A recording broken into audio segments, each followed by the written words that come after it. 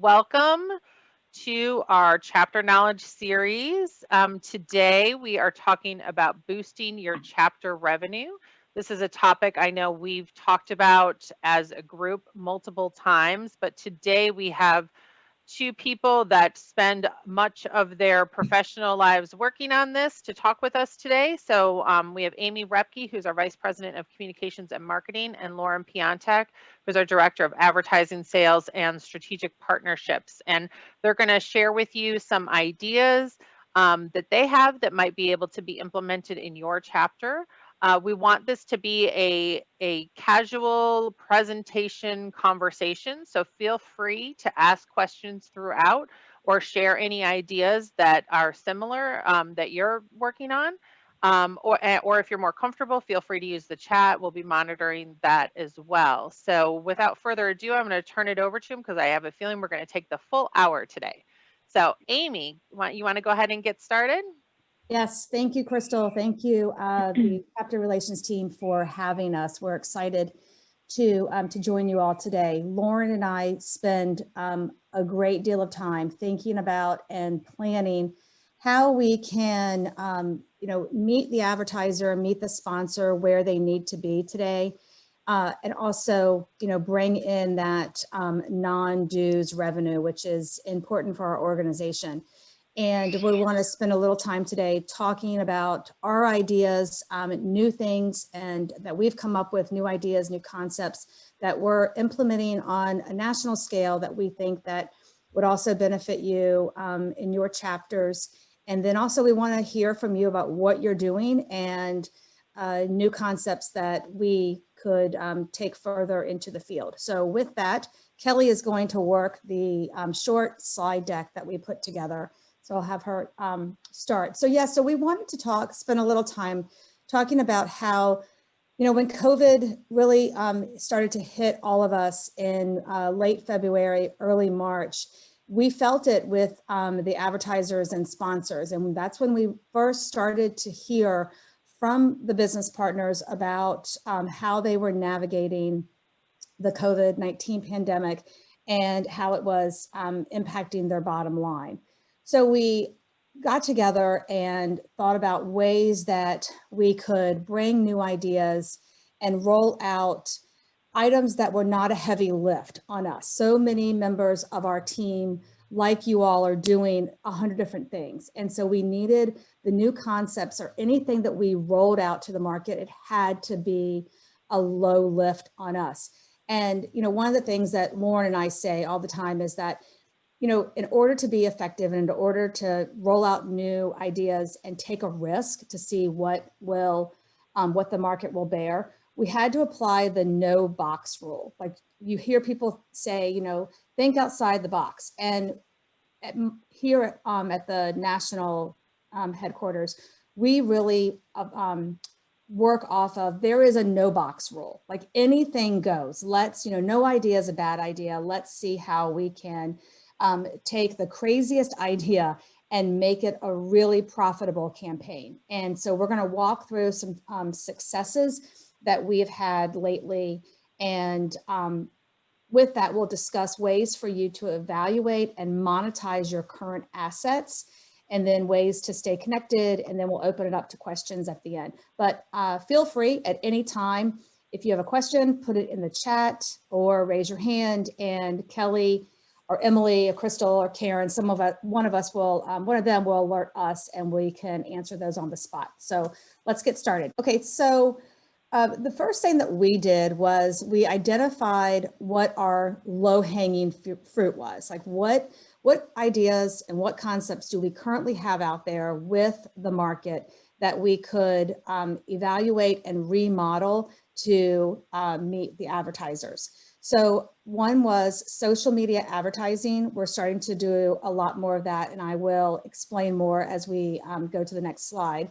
And next was sponsored content in our magazine, newsletter, emails, sponsored local e-blast, and then we'll talk about postal mailing list rentals. Thanks, Kelly. So the first one that we want to talk about with you all is social media advertising. And I don't know how many of you are offering to your business partners a way to buy advertising on your social media platforms? We currently offer Facebook, LinkedIn, and Twitter. And those are the three that we focus on with business partners that come to us and want to buy advertising. And the way that we work it, it's a flat rate, and we can send you our models and you can take a look at that to get you started. But we make it, again, a very low lift on our team. The advertiser has to supply us with the image and then a brief description of what they want to say in the lead-in. We do go back and wordsmith it and take it back to them in order for us to be in line with where our audience is, if they're using the right words, and speaking to the audience the way that we feel like they need to speak to them. So this is one idea that was posted, as you can see, on October 5th.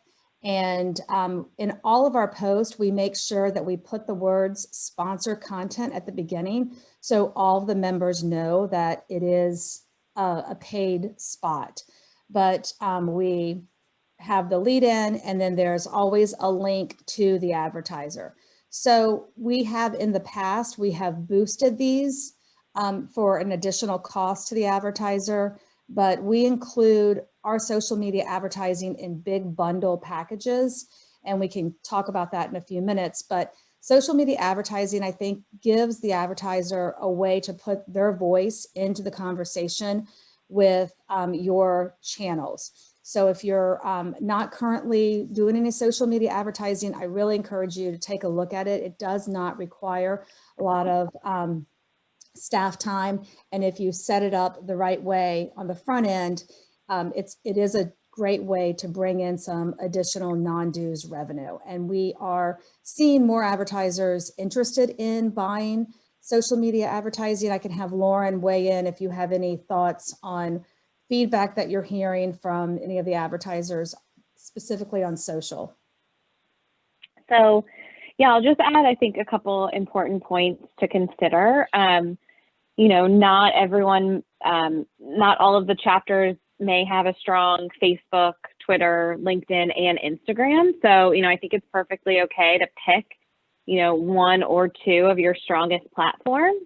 That being said, if Facebook is your best performing platform, that doesn't necessarily mean it's the case for the potential sponsor. You know, maybe they do better on LinkedIn, or maybe they don't even have a handle for one of the platforms that you offer. You know, I think it's okay to be a little bit flexible and consider, you know, what's your strong point and what's the sponsor's strong point, and, you know, kind of try to meet in the middle. And then I also think it's important, you know, I think this goes for any of the points that we're going to discuss today, but, you know, giving them, obviously, like the specs, you know, like this is the word count, this is the size image that I need your specific handles, your preferred hashtags, like very specific instructions of what you need from them to post. So then it, you know, eliminates a lot of this back and forth, legwork to get the content up there, but also giving them some, you know, kind of best practices and guidelines, so that it, you know, as Amy said, you have the opportunity to kind of wordsmith and edit the content, but if you give them, you know, those guidelines and those best practices up front, it also might help, you know, eliminate, again, some of that back and forth and just lessen the workload on your end and make it easier to just kind of schedule these posts. Hey, Lauren, is that something, those best practices and guidelines, is that something that we would be able to share with the chapters? Absolutely. Yeah. Obviously, you'll have to fine tune them. You'll have to fine tune them to your specific chapter, but I always find it's easiest to work best from something somebody else has created. Mm-hmm. Great, thank you. Absolutely. And then just from a scheduling standpoint, you know, there's a lot of great tools out there. You know, you can use something as simple as your email calendar. We use a platform online called Smartsheet. I think there are like free versions that you can use. And we always schedule, we say, you know, it's first come, first serve on a calendar reservation basis. So if someone expressed interest, you know, they get first pick of dates available once they have a signed agreement and, you know, we've received payment. So, you know, we don't recommend probably scheduling more than one sponsored post per day. But I would, you know, I think that's something that is kind of to your discretion as far as how much content you're posting, you know, what works with your calendar as far as, you know, how many you're going to potentially do, one a week, one a month, you know, that's up to you, but just important things to consider when you're offering something like this. Hey, Lauren, I think Amy may have said something about pricing earlier, but there's a question in the chat. Do you have pricing suggestions? I think you mentioned you.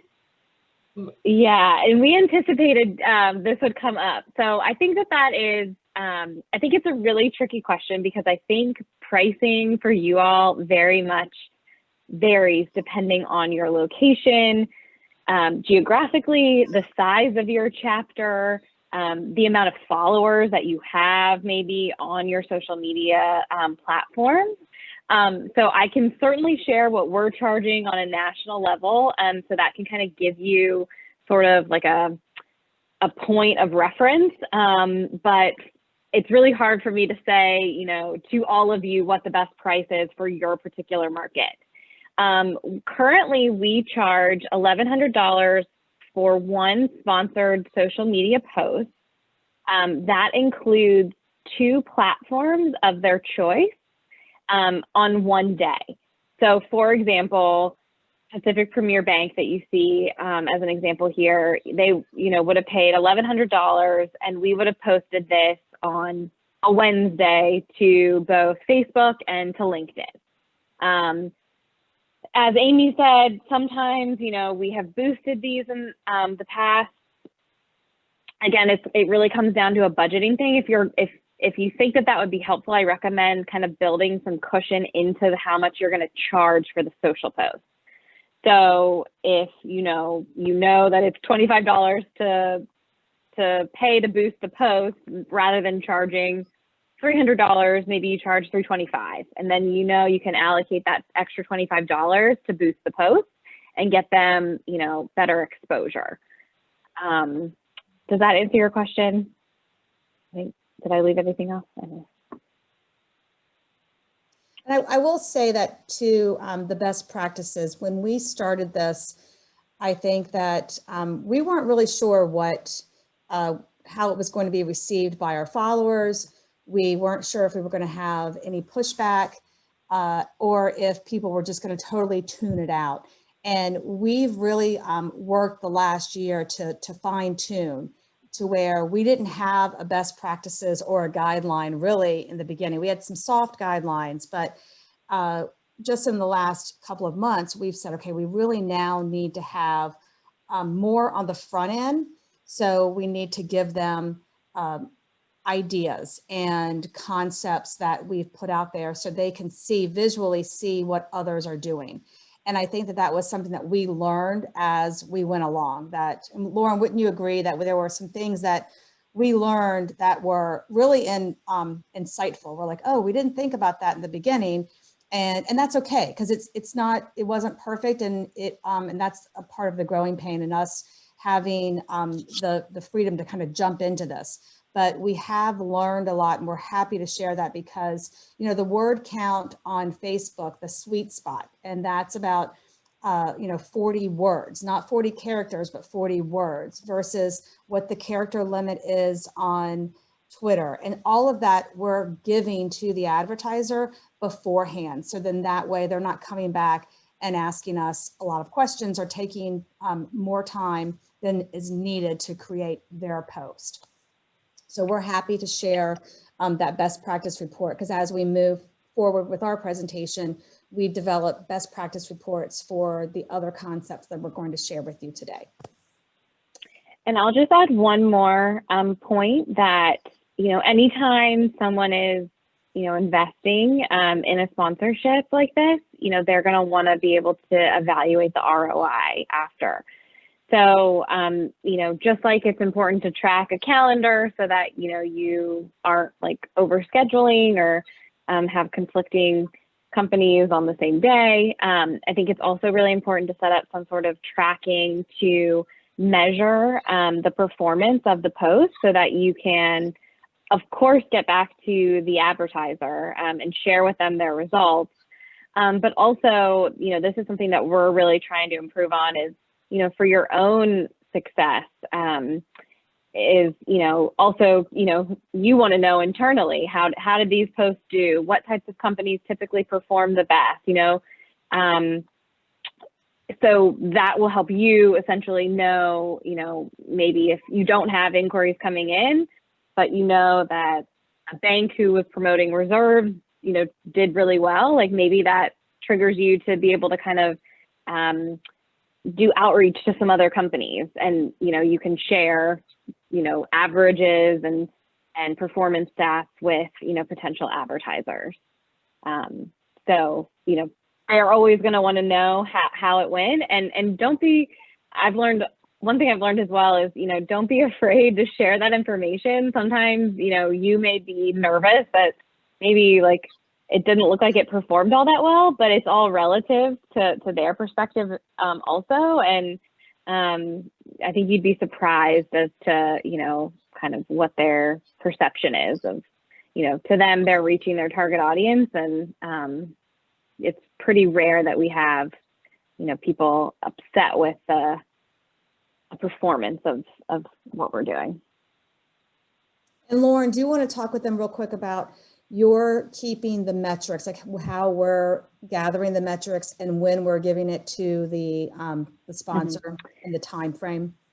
Yes, I think it's so I think it's always good to set the stage for when they can expect them. And I think a good rule of thumb is to allow a full week to give the post time to perform. So usually, we will say we'll provide these metrics to you within 7 to 10 days of the post going live.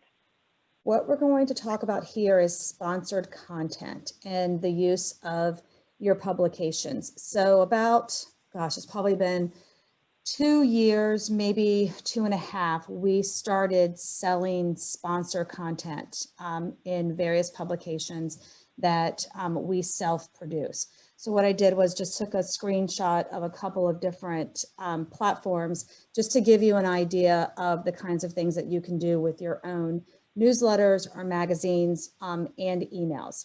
So to the left is the Community Manager newsletter. So we remodeled that sponsorship package. It was a year ago in January. And we went from having 15 sponsors on any given publication to 8. And so in that package includes a traditional print ad, but it also includes the opportunity for each sponsor to have a piece of sponsored content on the back page of that printed newsletter. And so the topics of their choice, but it was a way for them to create an article that was thought leadership like, and talk about their product or their service in a different way than a static print ad. And we feel like sponsor content, industry-wide, the sponsor content in the marketing world is continues to gain momentum. Everyone wants to be a thought leader. People realize that peer-to-peer marketing is critical and it's essential for success. And more people are writing, and more people are writing about themselves, because if they don't write about themselves, then no one's going to. And so you'll see a lot more sponsored contents in any magazine that you pick up today. So we are offering it in Community Manager.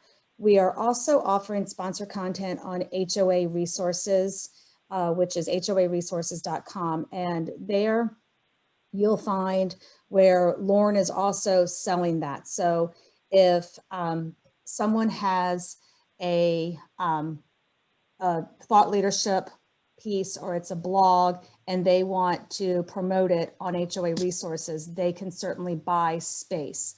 I think Leslie just asked a question about, do we edit the sponsor content? And the answer is yes, we do. So it goes through, they submit it to us. Again, Lauren gives them all of these guidelines on the front end, and she'll give them the word count suggestion. And again, everything is subject to our review, because at the end of the day, the member is expecting that it's our content, and it is our content. So we have to protect our brand.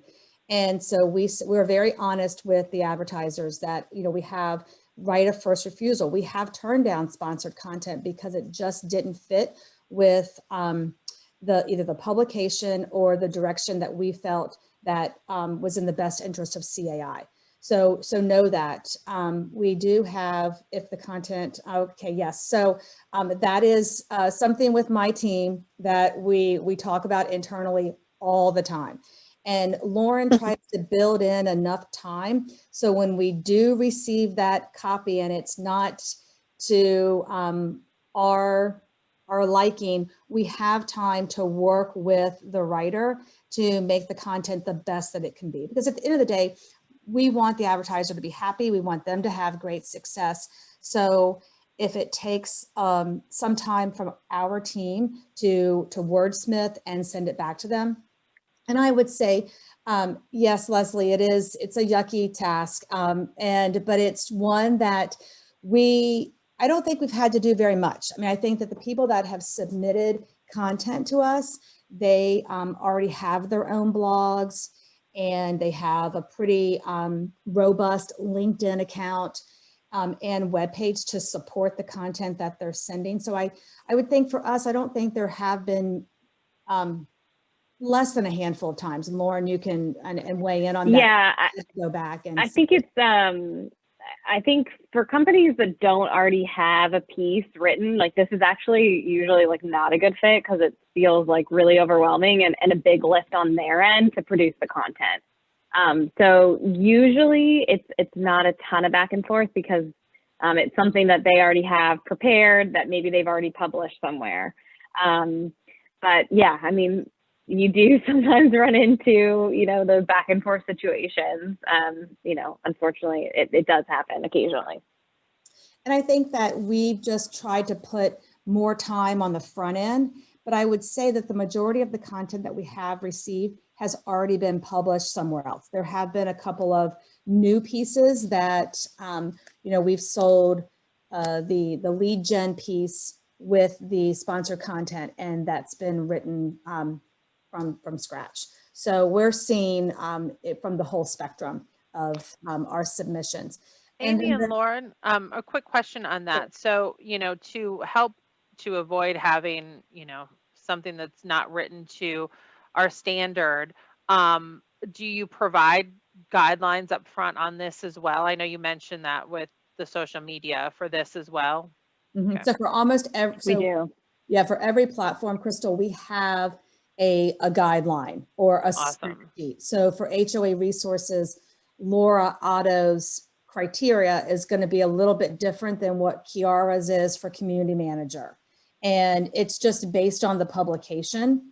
And so we try to keep it, I think this article right here for Community Manager might be, the max is 600 words, 800 words. And then for HOA Resources, it might be 400 to 500 since it's more of a blog format, but it varies. And we had to do that based on the publication. So it was in line with the other content. We haven't started sponsored content in Common Ground yet. That's not to say that we're not moving in that direction. This was a test. I think the Community Manager was a big test for us to see, you know, what the market, what our members would want to see, what they, and this was a big test for us. I lobbied for sponsored content probably the first year I got here, and maybe it took 3 years to finally get people to buy into the idea. Hey, and I think Go ahead. I was just going to say there's two questions in the chat. One is, what do you call the sponsorship? And the other is, are these extra content rates also shown on the advertising rate sheet? So we can also follow up with our the sponsorship and marketing perspective that includes everything that we're talking about today. It includes, you know, details on what the opportunity is with pricing.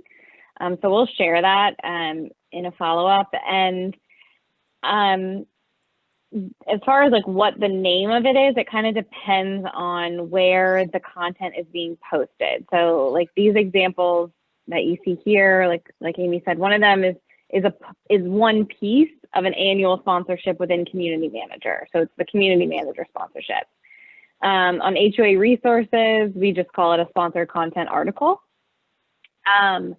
So one point I just wanted to also make is any way that you can, it's great to try and double feature the articles. So for example, when the issue of Community Manager goes live, we will also post the sponsor's article on HOA Resources to kind of overlap with like the month that issue goes live.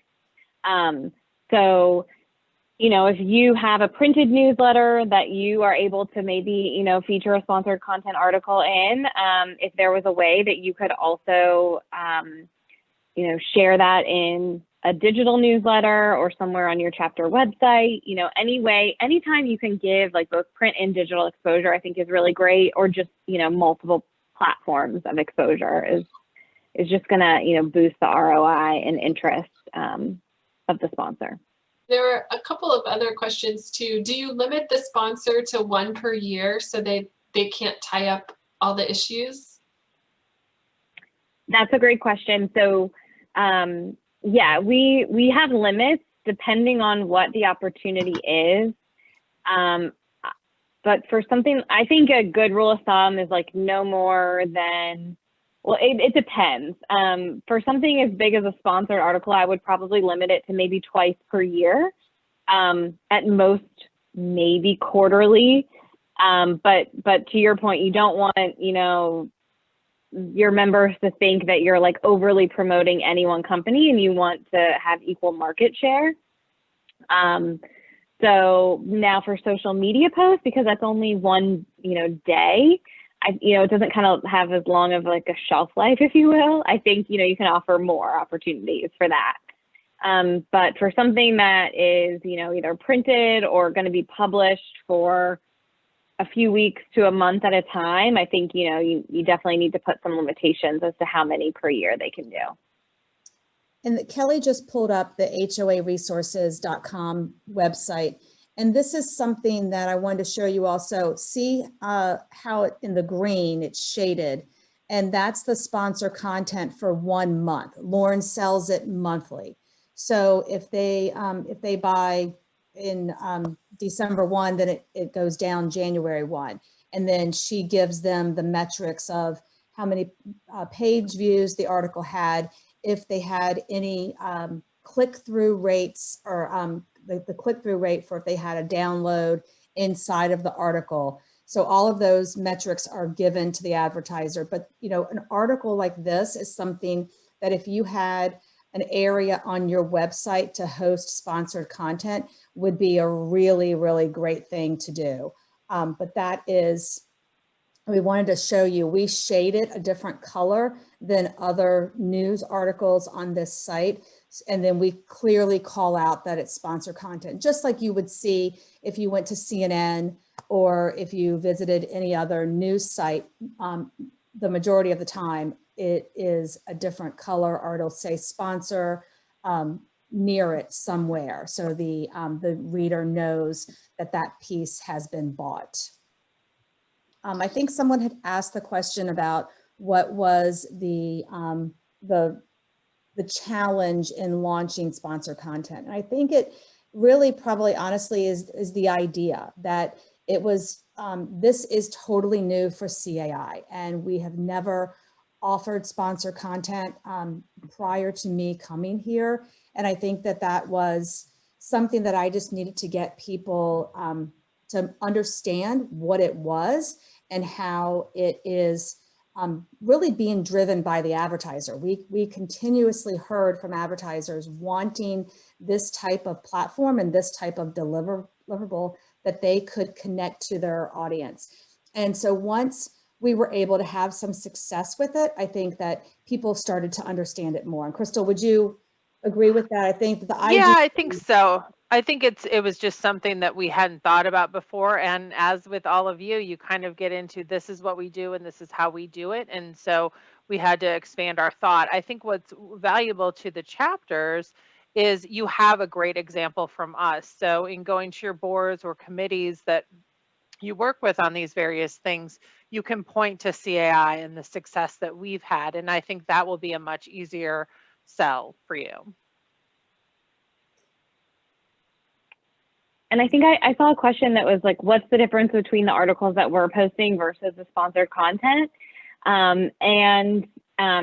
You know, mainly I would say that the sponsored content is typically, it's probably along a similar topic that we may have, you know, an article about, but it's, you know, it's their opportunity to really make a plug for their business, their product, their service. So, you know, you're probably going to see them, you know, honing in on some issue that they feel that they can, you know, solve that problem for you. And here's how.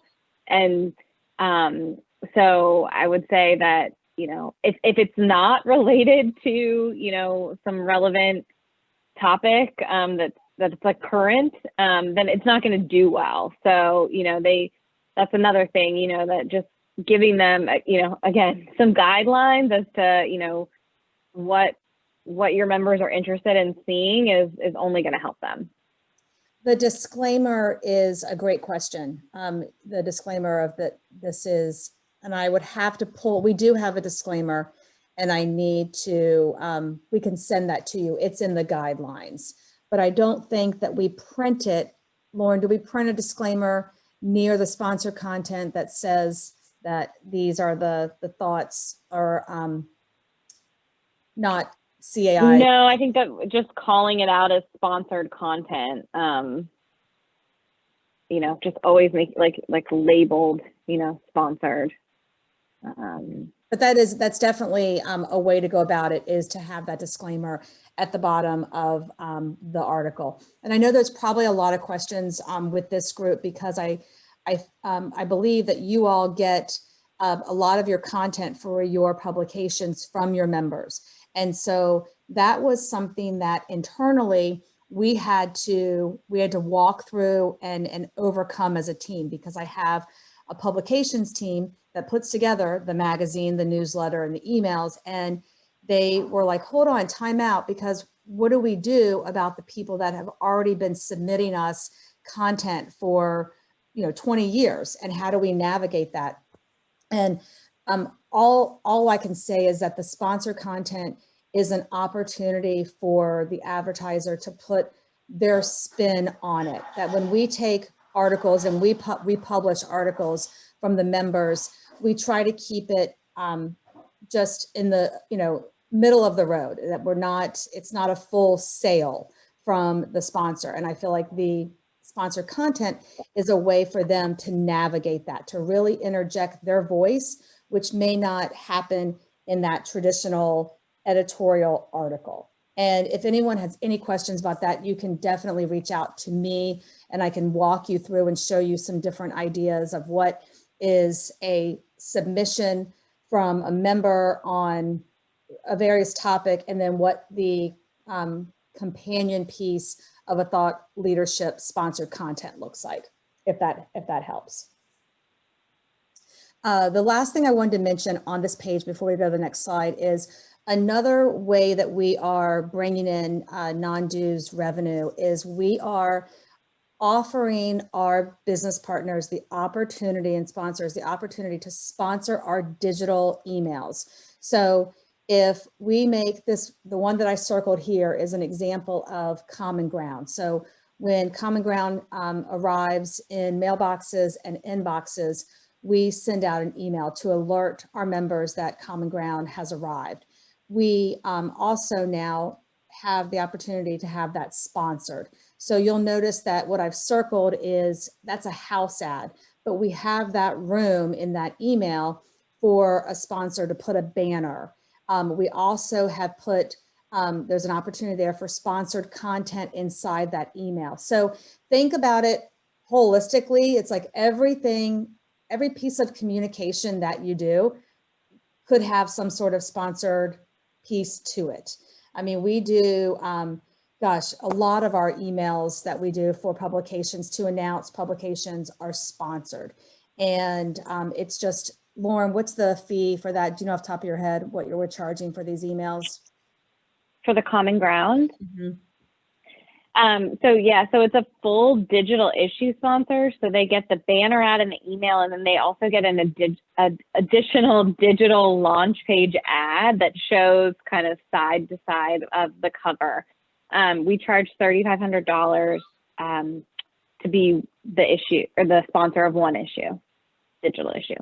And the last thing that I'll mention for the sponsored content, because I know it's a lot and I know we're throwing a lot at you, and we tried to narrow it down the best we could, but also to the sponsor content on HOA resources, within that package, they also get social media promotion. So we will promote that sponsor content article in a social media promotion post. So that way we're driving traffic from social to that article on HOAresources.com. So we've tried to, with every piece, is have multiple layers and adding multiple layers, because it's, it's just an add-on for them and it's added value. The next one is sponsored eBlast. And I'm going to let Lauren take over on this one with some best practices and what we've been doing with the sponsorship. So, we never share our, we get requests all the time of people asking for contact lists, to reach our members. And that's never something that we have offered or, will offer. However, one way that, we can help sponsors get, kind of like direct access, if you will, is by offering sponsored eBlast. And the way that we do this is we, again, provide specs and guidelines and best practices and examples. And they send us their, custom designed content. These are some examples here. My colleague Vicky uploads their content into our email platform through a company called Higher Logic that we use. And we send the email out on one scheduled date. Again, we do first come, first serve based on availability on their behalf. So we send the email, they never, see the list of contacts. It gets sent out one time only. And we limit these. We typically do not send out more than 2 sponsored eBlasts per month. And we limit these to 2 sponsored eBlasts per company per year. I personally get requests all the time from companies asking to do this on a more local targeted level. However, I will only ever sell this to the national member email list. So I'm never going to, offer to filter down to just California or just Los Angeles. But I see this as a huge opportunity for you all to offer on the local level, because I do get so many requests to send to just a specific targeted market. So, I assume that many of you are sending emails out to your members about, important information related to your chapter and the organization. So, depending on what email platform you're using, I think this is an opportunity for you to, send sponsored eBlasts. You know, obviously the specs, you know, exactly what you need from the sponsor is going to depend on the particular email platform that you are using. And, you know, I think for this, especially this channel, I think, you know, vetting the content, approving the content, having that disclaimer that this is not, you know, this is not CAI's views, it's not your chapter's views, this is sponsored. I think these are all, you know, especially important points. But I think this is, you know, a great opportunity to help, especially during COVID times where people, you know, aren't able to have those in-person connections. This gives them, you know, kind of like direct access to your members' inboxes, you know, to get their messaging and their product and their brands in front of them. So, you know, I think limiting the amount of these that you do is super important. Giving guidelines, reviewing the content.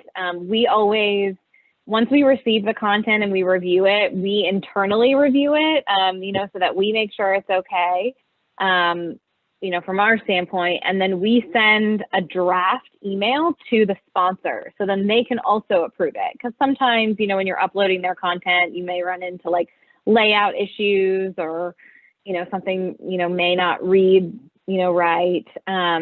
So you want, you know, to give them also a chance to approve it before the actual send date. So typically, you know, they pick a date and they want to schedule the send, and then we ask for their content about 10 days in advance of the scheduled date so that we have time to upload it, send them a draft, review, and kind of have that back and forth process. It's very similar to the sponsored article. It's just, you know, it's basically distributing it in a different way, you know, kind of directly to the members. And just for pricing reference, what we charge for this, so we charge $4,500 for one email, again, one-time send, and no more than 2 per year. This is also never something that I discount because, you know, this is like high demand, limited availability. So, you know, I think if you are going to offer something like this, I think you have to be really strategic about it and, you know, not just offer it to anyone. We only offer this to business partner members. You have to be a member of CAI in order to access this, you know, so any random, you know, company that, you know, this isn't like just like a banner ad on the website, you know, this is, you have to be a CAI member. So, you know, I think there's certain guidelines that you need to put along with something like this. And we've learned a lot about this sponsorship since we first launched it. It has had, to be honest, it has had some growing pains, and we've learned something new every step of the way. And we haven't let that deter us from stopping the program because the sponsors really want it. But we've had to put new guidelines in place, guidelines that we didn't think about before. And as Lauren mentioned, it's only offered to the business partners and they have to be members of CAI. The guidelines for how many you can buy in a calendar year, and we keep track of that. We make sure that there's language, that there's not language in there that is what was CAI, that it looks like we've endorsed it. And we have new checks and balances on our team about how we're going to clear these emails to go to the next level, to be able to be in that process to be sent out. So it probably takes us a week to look at one email and decide that it's good to go and that we're okay with it, because there have been some things, some challenges and some bumps along the road, and we've learned from those, and we're doing our best to make sure that it's a good program and it is offering a good ROI. But that we're doing our due diligence to protect the member that has opted out, that they're not going to receive, if they have opted out to receive these types of emails, that we go through that list in our database and they're not going to receive this. We want to make sure that there's a good open rate. So we're very concerned about subject lines, and we work hard with the sponsor to decide on what the best subject line is so they can have a good open rate. I will say on another note that when we first started doing this, we had some business partners that wanted to conduct surveys, or they wanted to use this for educational purposes for education. So we have another guideline that is we don't accept submissions that are that we feel compete with CAI's education programming, and we are very we hold true to that. But the second is when it comes to surveying our members, we have set up another eBlast campaign that only deals, if you want to survey our members, then this is a new model that we're going to, that we've put out there. But we had to separate it because we want this to be used as an advertising vehicle and not a research tool for a business partner. That's another platform that we can talk about at another time. But we're really trying to focus on the sponsored eBlast being just that. And we've had, Lauren was out on leave, and we had, a couple that, we sent out, and I had to go back and forth with the sponsor about, that it can't be from an anonymous source. We have to be transparent with the information that we're putting out. We need to massage the subject line. And, at the end of the day, some perform better than others, and Lauren can give you good examples if you want to share with your business partners. But we think that this is a great sponsorship, and we do a lot to protect it and to promote it. So if you have any questions, contact me or Lauren, and we can go over this with you. There was a question in the chat. You had mentioned that you get a lot of requests locally, or for more localized blasts. Is there any way that you could share that with the chapters that the people are requesting it in, so that they might be able to offer something to them? Yes. So anytime I get one of those requests, I always take the time to go into our chapter directory, and I give them all of your individual contact information. And I just kind of always caveat that, they may or may not offer, but here's the information to get in touch to see, if they do.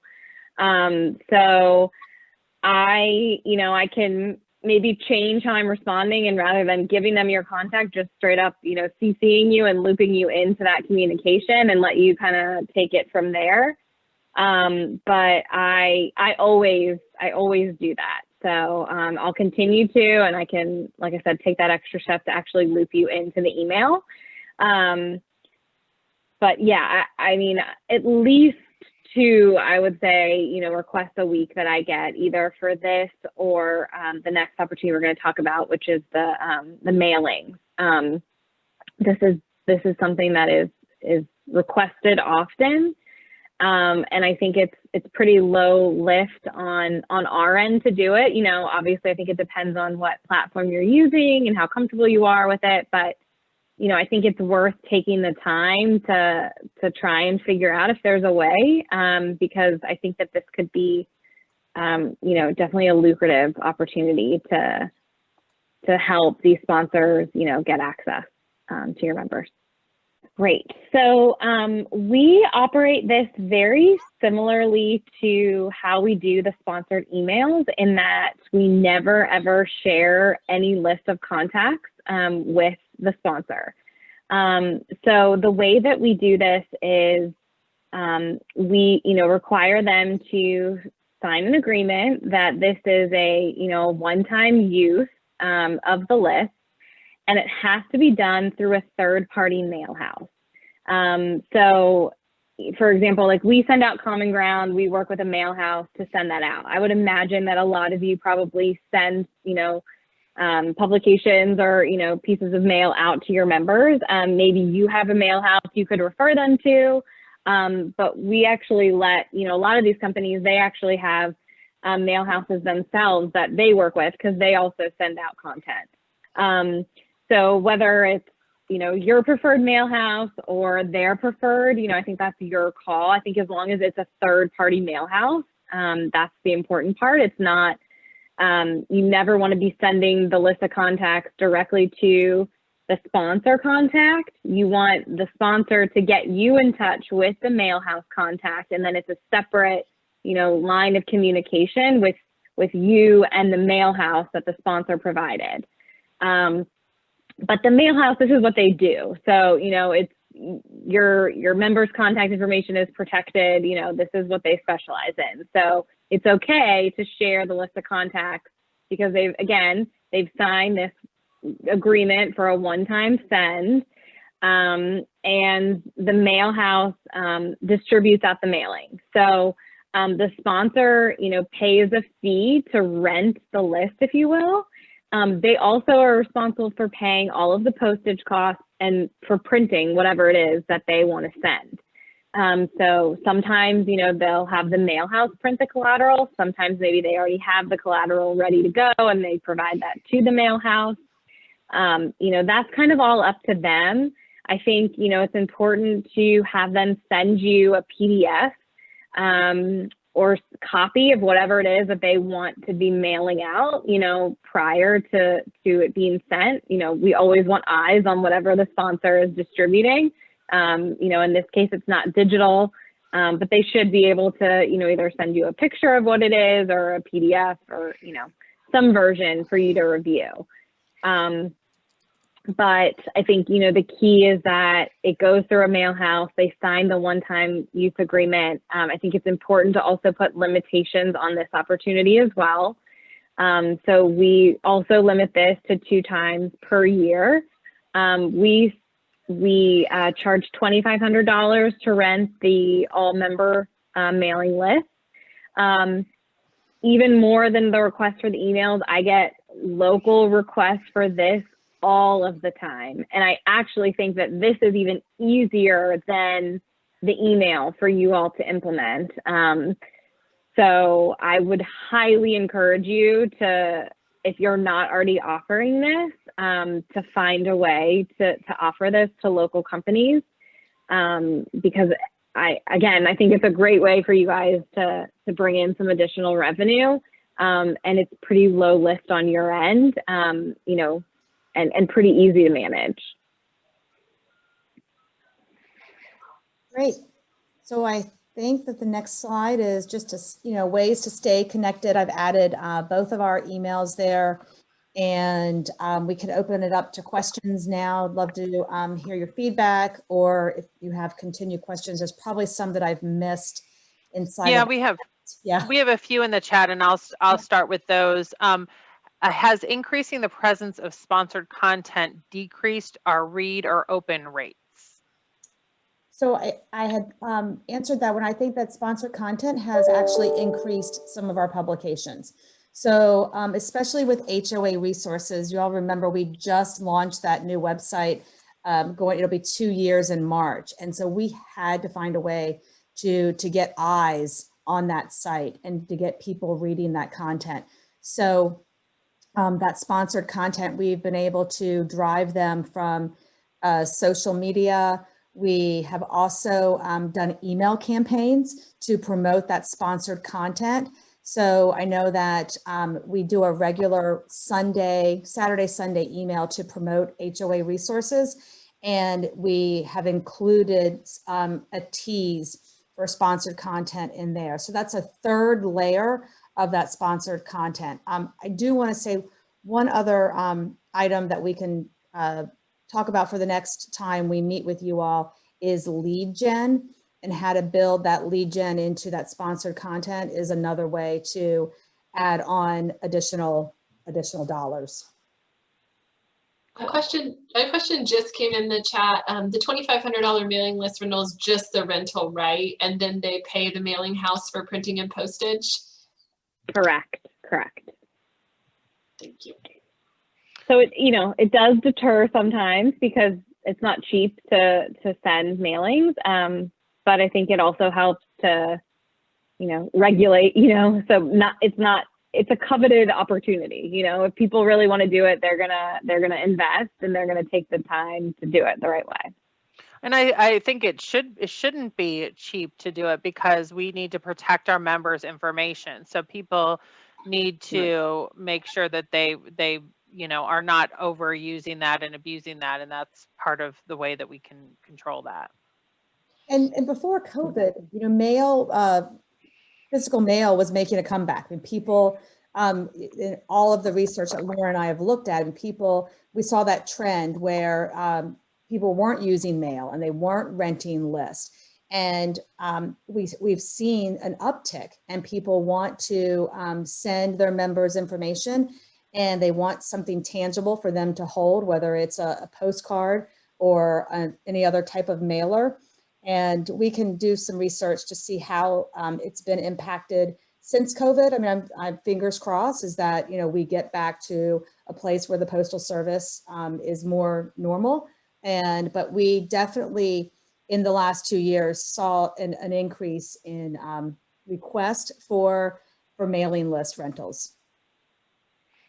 Joan had a good question about they use Constant Contact, and you have to click OK to download the pictures. So she was thinking it may lose its value.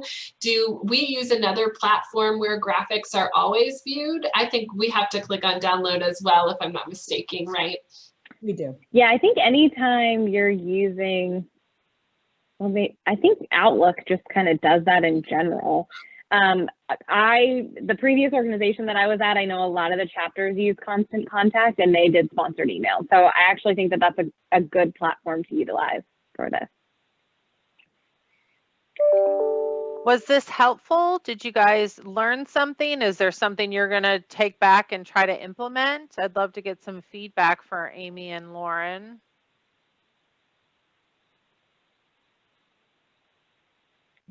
Guys are quiet today. Yes, it was helpful. Thank you. Thank you, Kathy. And Tony in the chat says it was helpful. Good, good, good. Okay. Awesome. Any other questions for Lauren or Amy? Well, we put in the chat a link to the sponsorship and advertising opportunities, and we'll get together some of the other samples that they had mentioned and send those out to you all, so you have those available for your use. Definitely look at it from your chapter perspective, and you're going to have to modify it for that, but it's a great place to start. And we're happy to I'll just one-on-one conversations. I know Lauren is, and I am. If you want to set up a time where we can talk 30 minutes and you want to go over your ideas, we're happy to walk you through any of these on the scale that fits your chapter. Yeah, and I'll just reiterate to really take a dive into the sponsorship perspective, because everything we talked about today is in there with pretty detailed descriptions. So and with pricing. So I think that that's a great reference for you all as you kind of look to model this for your own individual uses. And again, a great sample to bring back to your chapter leadership to show that CAI is doing it and has been successful with it. Okay, if there's no other questions, thank you so much, Amy and Lauren. I know this is a busy time at the end of the calendar year for you all. We really appreciate you taking the time. And CDs, we really truly hope that you gained something from this today. It has been recorded, so we will share that out to everybody so you can go back and relook at that, and then also have the samples as well. So again, thank you for attending. Happy holidays to everybody, and we will see you soon. If you have any questions, please contact a member of the Chapter Relations team or email chapterlearning@caionline.org.